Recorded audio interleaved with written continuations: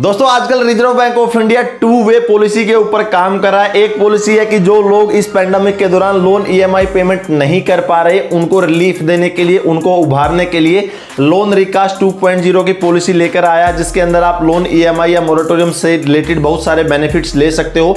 हालांकि 3-4 बैंकों की जो लोन रिकास्ट पॉलिसी है वो आ चुकी है, अभी भी बहुत सारे बैंक बचे हुए हैं और इस वीक के अंदर फाइनली उन बैंकों की और एनबीएफसी कंपनियों की भी लोन रिकास्ट 2.0 की पॉलिसी आ जाएगी।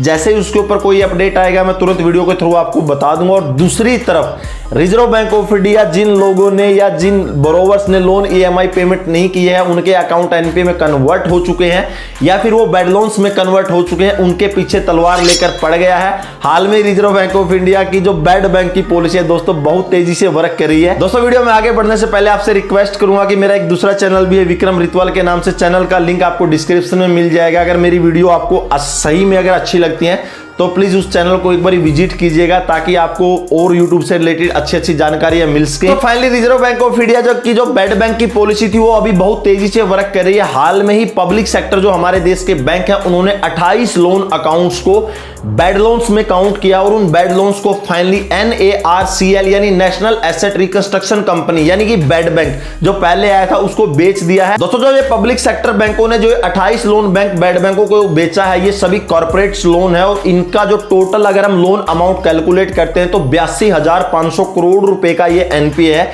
सिर्फ 28 अकाउंटों पर। और बैड बैंक ने अभी इनको कैटेगराइज किया है कि जो ये 28 लोन अकाउंट है जिनकी final asset loan amount 82,500 crore रुपए है, बैड बैंक उनको पूरी तरह से वसूल करेगा। और हाल में दोस्तों बैड बैंक की पॉलिसी आई है जो हमारे रिटेल बरोबर है या इंडिविजुअल जिन्होंने पर्सनल लोन ले रखा उनके लिए खुशखबरी है कि जो बैड बैंक है फाइनली जो कॉर्पोरेट लोन है या बिजनेस लोन है उन्हीं को रिकवर करेगा कम से कम इस साल यानी 2021 में।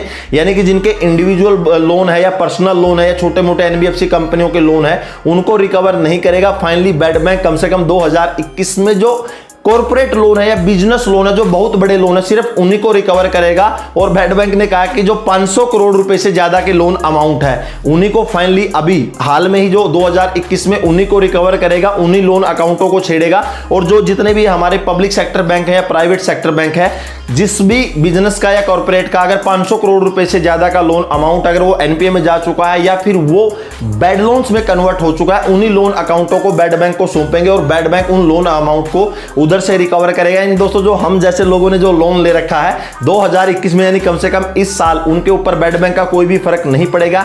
ये सिर्फ कॉर्पोरेट और बिजनेस लोनों को ही निकालेगा पूरी तरह से। बैड बैंक इंडिविजुअल बोरोवर पर इफेक्ट नहीं डालेगा। और रिजर्व बैंक ऑफ इंडिया जो कॉर्पोरेट लोन है दोस्तों जो बड़े बड़े लोन है 500 करोड़ रुपए से ज्यादा उनके पीछे तलवार लेकर पड़ गया। और दोस्तों ये बहुत ही अच्छी बात है क्योंकि आपको पता होगा कि जितने भी ये बैंक डूबते हैं ये पूरी तरह से कॉर्पोरेट लोन की वजह से ही डूबते हैं। और इसमें दोस्तों एक खास बात और ऐड की है, रिजर्व बैंक ऑफ इंडिया ने बोला कि जो ये बैड बैंक की तरफ से जो ये पैसे वसूले जाएंगे जो बैड बैंक को बेचा है उधर से जो भी पैसे आएंगे वो इंडिविजुअल लोन्स में आगे सर्कुलेट किए जाएंगे, लिक्विडिटी दी जाएगी। यानी जो भी पैसा इधर बैड बैंक की तरफ से आएगा ये जो कॉर्पोरेट लोन से वसूल करेगा वो जितने भी लोग हैं इस पेंडेमिक के दौरान उनको लोन रिकास्ट में भी यूज करेगा, आगे लोन देने के लिए भी यूज करेगा।